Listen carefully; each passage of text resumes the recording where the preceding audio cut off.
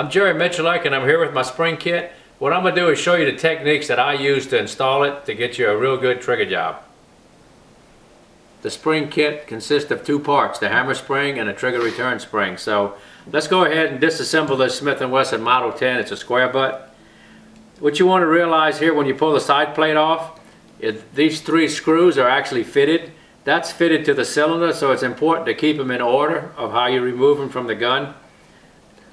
So that's the first one, that holds the cylinder. That's the second one, and the third one here, you'll notice when you take it apart here that it has a flat head on it, and that's important because the stock has to ride over that screw. So that screw has to go back in that right spot, or you're going to have trouble when you go to reinstall it. So I've got the three screws out and they're in order. I'm going to go ahead and knock the side plate loose. The best way to do that, guys, is just to tap the bottom of the frame.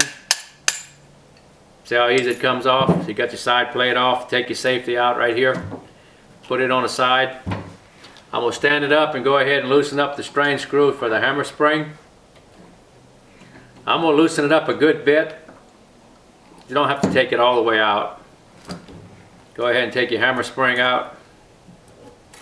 Alright, and we're going to remove the trigger return spring. This has a lot of pressure on it, guys, so what you want to be aware of, you want to have some safety glasses on. When you release this spring pressure, this thing is going to want to come out of there. So I'm going to use this screwdriver and I'm going to pry up on the trigger rebound assembly. This is what captivates this spring, so it's important that you keep it pointed away from your face and try to hold it. There you go. You'll notice that spring is considerably heavier than the one that comes with the kit. So to reinstall the springs, I'm going to start with the trigger return spring. Go ahead and put it in the rebar, put it in the trigger return bar, like that. You can take a pin to use to install this spring. What you want to be aware of when you're thrusting on this spring, try to keep your fingers out from in front of it. If it slips out, if you use a screwdriver, you're going to cut yourself for sure. So pretty safe way to do it, just take a pin, put it in a spring, push it in and captivate it and push it down. Just that easy. Works every time. We're going to take the Miculek hammer spring, put it on attach it to the hammer.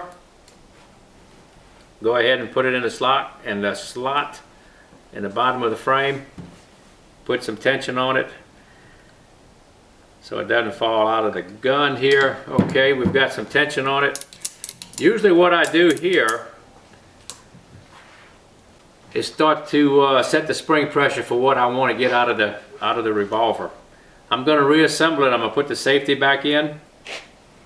Go ahead and put it to the upward position. So when you put it in a slot, go ahead and thrust it all the way to the top. So when you set your side plate back on it, it's going to match up in the right orientation here. So put your side plate on. You'll notice it's going to be important that you hook the top of the side plate.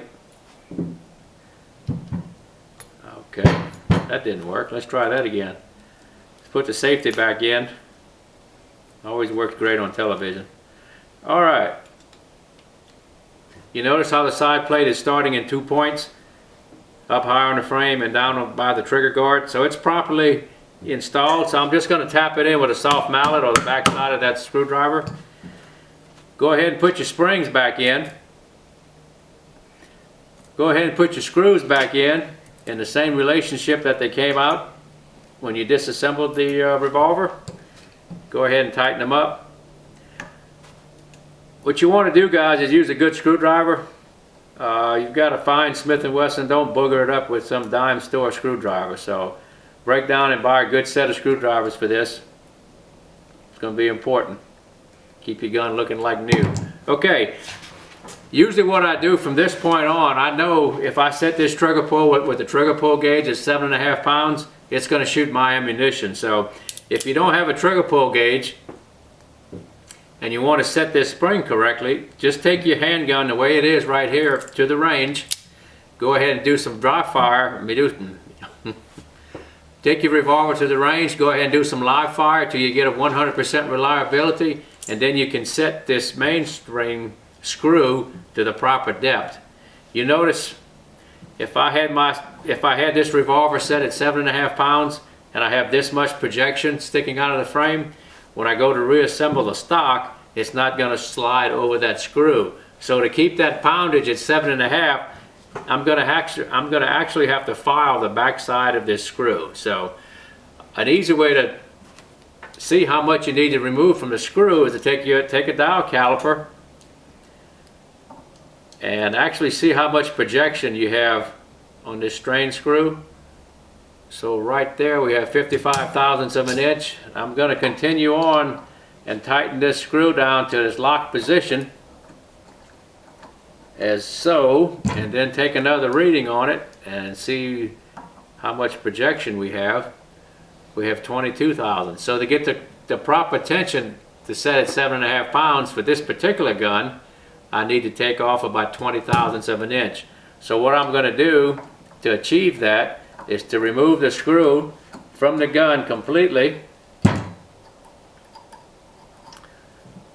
We take it into the vise, lock it in there, and take off 20 thousandths, so when I measure the overall screw here, I would take 20 thousandths off of that and then reassemble the revolver. So that would give me the setting that I wanted to achieve my goal of 7.5 pounds. So it all depends on your ammunition. If you're shooting Federal primers, you can set it lighter. If you're shooting Winchester, you might have to set it a little heavier. So it's important on the variations of the primers, and also how you seat your primers. So, but that's the spring kit, and that's how you install it.